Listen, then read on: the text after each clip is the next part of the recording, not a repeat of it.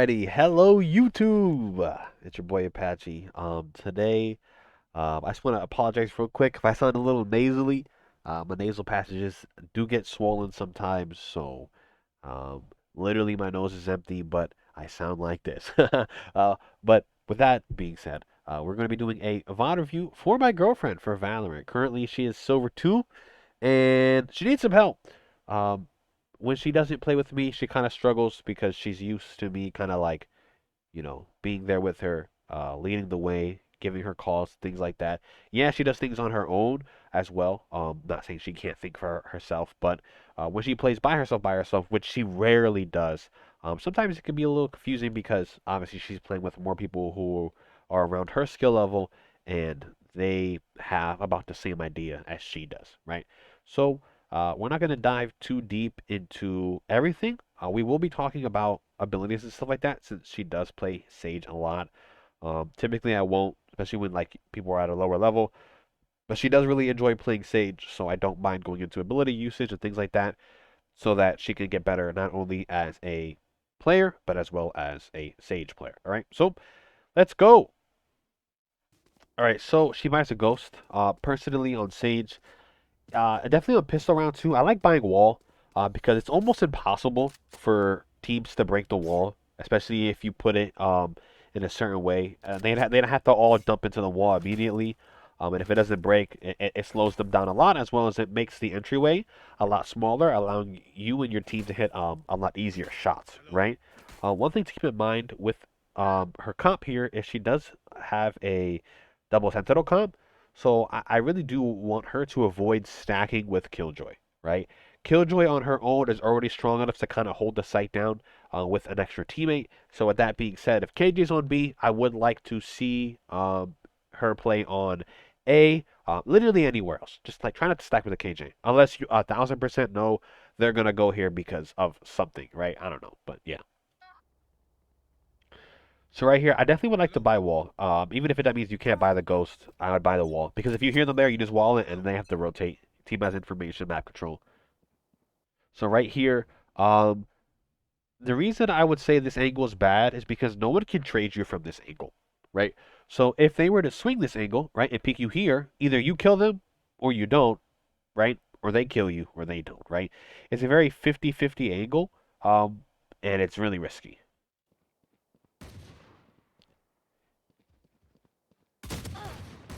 So right there as well, your crosshair placement for them peeking from the back wall, right, which typically people will do, was very low, so you want to pick that up. I feel like if they were closer to the wall, your crosshair placement would have been fine, but since they were at the back wall, obviously, yeah. So right here, a quick thing you could do is kind of look at the map real quick. So when you're not looking at an area to where you could fight someone or things like that, you could take quick looks at the map, right? So what I mean by that is your harbor is looking down mid, as well as your gecko will be there shortly, and your players are kind of looking towards site. No one is looking like around here, right? So you want to make sure that you're not just looking at nothing and you're not like overcrowding an angle, right? So if this guy's watching mid or they're gonna push through mid, and if you're not gonna push through there, there's no reason for you to look that way. So right here, I think you could do is you can hold a passive angle from market, looking where's my thing, right? So if you look at the map real quick, you can hold like a passive angle like this, where you're standing back here and you're watching to see if they I can't get rid of that for some reason. If they go into this area right here. Let me make this smaller. So you look from here, here to here, watching to see if they cross, right? Without exposing yourself to main.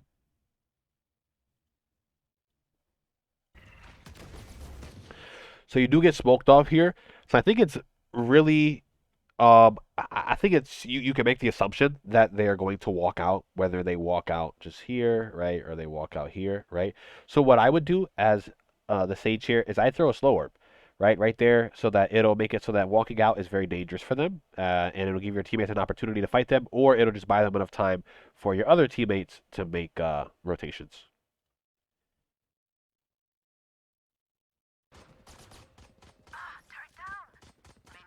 Another thing too, you can't see, right, because there's a smoke there. So one thing you could do is you can look at your mini map and get information, and you can try to shoot through the smoke based off of like where your arrow's pointing, right? You could use that as a way to shoot at people. The higher you get, better you get, the easier that becomes.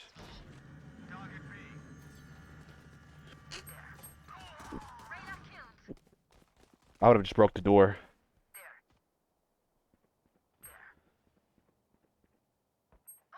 So right now, like, I think it's pretty safe to say that, especially with your random going to site, like, there's no one watching this. I would say. I would say you saw the brim here. I'm assuming there's already probably two here. They're probably pushing on the site here. I'd say there's nobody watching this. I'd say if anything, it's a KJ turret. I think you're wasting your time playing slow through here. So you guys are playing really slow. Speeds up.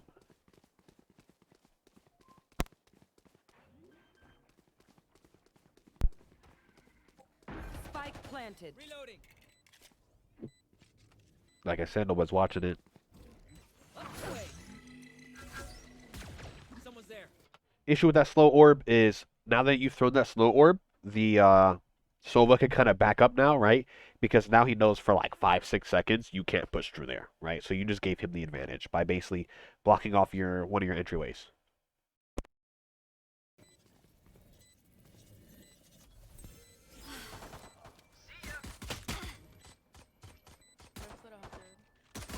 One enemy remaining. Last player standing.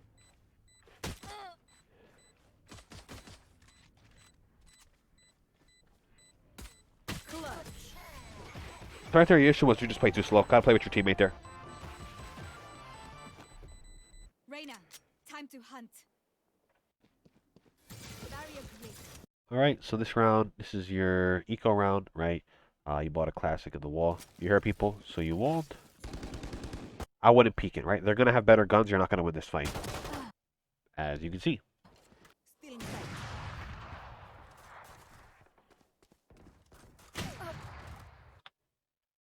Girl, they're opping. You know they're opping. Don't peek that.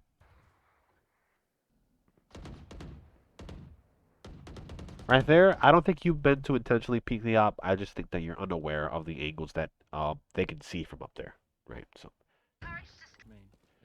So right here, right? This is going to be a thing called matching your teammate's intention, right? Your Reyna is just running in there, right? What does that mean? Honestly, I would like you to follow her because at this point in time, you're staring at a wall.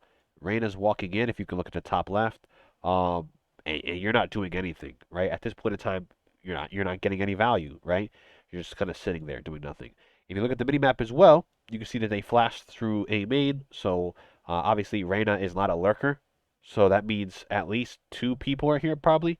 And if you don't see nothing mid, you can probably guess that there's more here. So I would say if nothing's mid, it could be a 5-man rush, or especially at this rank, or it could be like a two with like a three here. It could be like a 2-2-1, something like that, right? With like a lurker with KJ. But you could guarantee there's going to be two here. The Reyna won't be alone. Shouldn't be alone. Let me say. You probably play Mercy, bitch. That's definitely sexy. So, Reyna there, right, says one. That's two there. Your Reyna cleared this out, so it's safe to say that probably like this whole side of the map is clear. So what I would say is, if anything, at most, there's probably two here, but let's say there's one, and then there's probably four main here.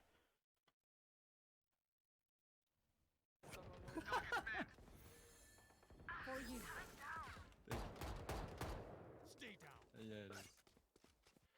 So right here, from my point of view, you don't really have any site control because your teammates kind of gave it up.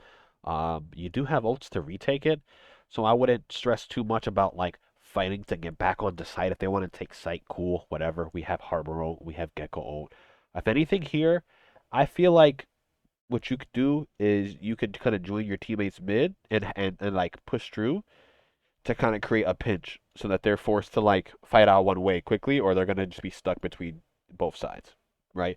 Especially since you have the Gecko to push through here, you have the Harbor ult to push through the backside as well. Yeah, it spells bad news for them in my opinion.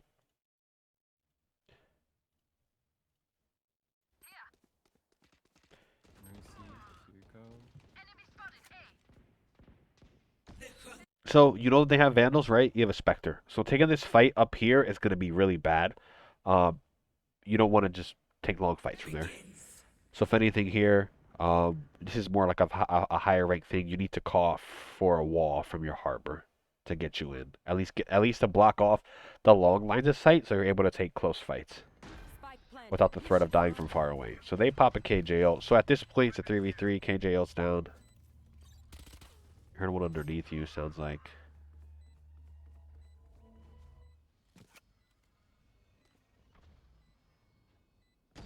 Last player standing. You heard the window break. Hey, she had ult. She had ult and a better gun. Happens. Play Mercy. I'm not sure. Think about this, right? What does that slow orb do? Um, when you use utility, you need to think about what's the purpose. You don't want to be just throwing it out willy-nilly, right? A slow orb can stop them from pushing in an area, can keep them stuck on an area, right? That's what it's for, right? It's for controlling space, right? By just throwing it in mid here with like little to no information, yeah, we saw somebody there a little earlier, but he could be like here already. Like the slow orb doesn't really do anything. It's good that you're using it, but it needs to have a purpose. And actually, nobody's there because we got the kills. Man, just ask for a heal after you got a heal. Spike planted.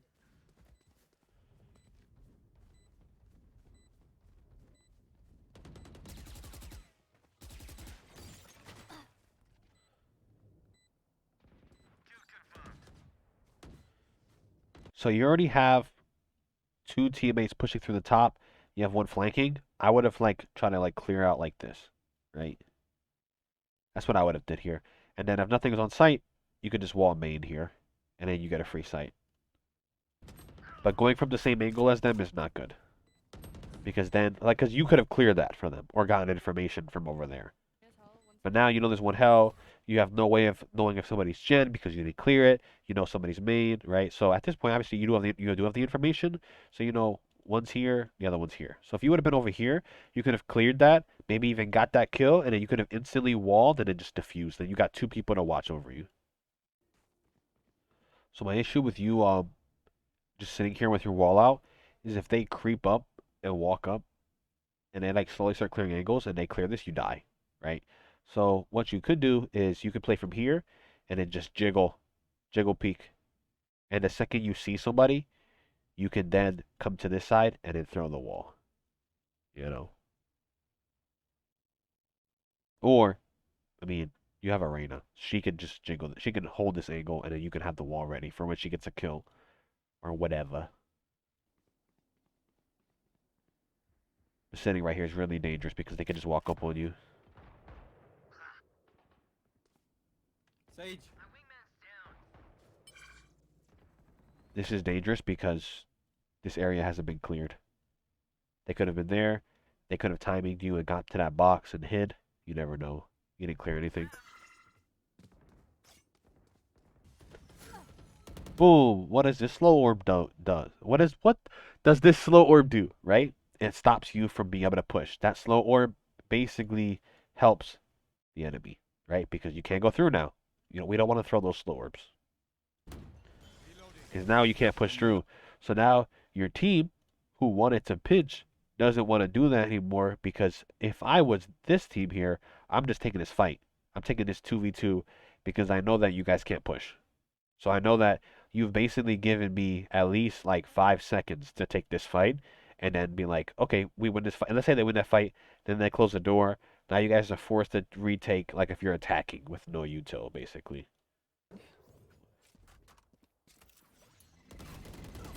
One enemy remaining. Good kill. She's not dead. She's not dead. The curse of the skin. It got you. Yeah. Oh. Same thing as earlier. Match her I intentions. forgot to buy a gun. So, She runs up, doesn't have any help. Not saying that play was any good, you know, by no means. But still.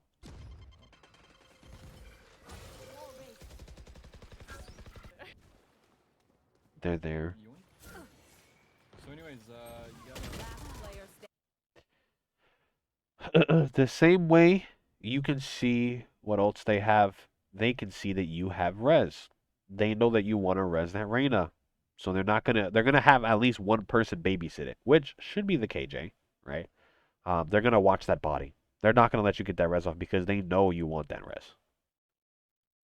So at that point, you need a wall or a smoke or something like a smoke, like right, like a smoke with like a slow orb gives you that res, or your wall gives you that res, right? But trying to just res it just plain, it's not gonna work out. Standing. So yeah, so look at your defense. Gecko is by himself, right? If he dies, they just get sight for free. You have KJ, Sage, Reyna, Harbor controlling the side of the map. Like at this point here, it's like way too much is being invested in here, right? No bueno. Hey. You buy a shorty, right? Let's say you want to buy a shorty. So you bought the shorty, it drops your classic. Pick up your classic before the timer goes down because so the way dropping guns works is a gun that has been bought or brought in from another round, if it gets dropped on the floor, it will not disappear until the round is over. So, but since the classic is free and you don't buy it, right? If you drop it, it will disappear, right? So what you do is you buy the shorty, you pick your classic back up, and then once the round starts, now that classic has like kind of solidified, I guess, and then you can re-pick up your shorty. And the reason you do this is because okay, let's say you're holding a close angle here, and they never come. You don't want to retake with a shorty. You would rather go pick up your classic and then retake with the classic because you have more range, right? So that's a little trick. Anytime you buy a shorty, you want to do that little shorty trick. There might be a.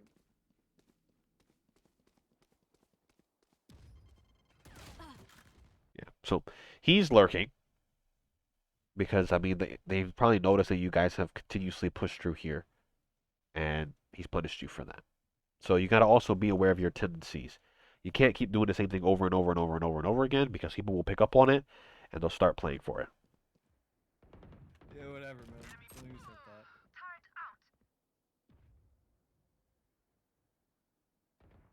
that. Don't look at me, please, dude. It literally puts so much stress on me. It's insane. If I were you, you know that you have a teammate who has just died on cat.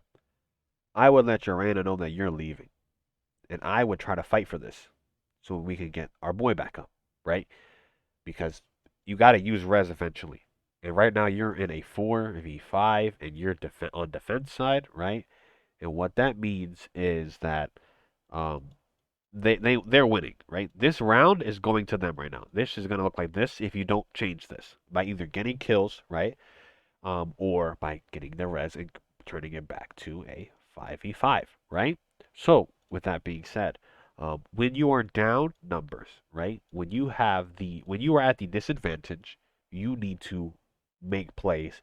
You need to play aggressive. Playing safe, right? Obviously calculated, not just randomly play aggressive.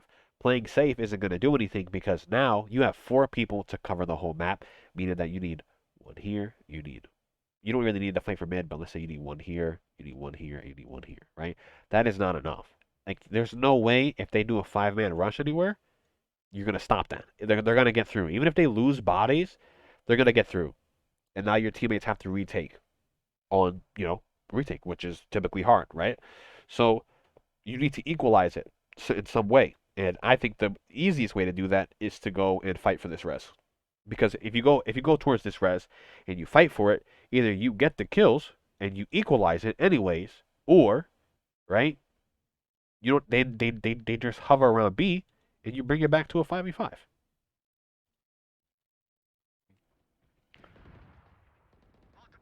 I'm gonna fucking die. But peeking out there is really risky, especially by yourself. Yes, you took an aggressive play and you could have won that, right? If you win that, that's cool. But it's still really risky because you're peeking out of a little doorway into a spot where they could be here, they could be here, they could be here, they could be here, they could be where he was. There's so many possibilities to where they could be that it's like they know you have to come out of that door where you have to clear everything, right? So walking out of there with no util is really rough. And by util, usually information gathering util, flashes, things like that. Something to clear out angles. Okay. All right, pistol round on attack. Typically on attack, you just do like 5-man rushes. They have a KJ. I'd say 9 times out of 10, KJ's on B, right? So your goal here should be figure out where KJ's at. If KJ's on B, you probably don't want to push there. Probably want to go somewhere else. Or at least be aware that if she's there, you kind of have an idea of where her util will be, right? Not 9 times, but a lot of times they'll like put like alarm bot and turret, not turret, alarm bot and mollies here. So rushing down lane is no bueno. So the way you would probably want to do this with your team comp is probably smoke like this with the harbor, get to button, take button, and then you guys can fill in from here as well as like break the util, then push there. Or maybe she'll pop it early on accident, and then you guys can flood in together at the same time, right? But basically, you don't want to just rush through here because, let me clear this out. You don't want to just do this because you'll die to the util.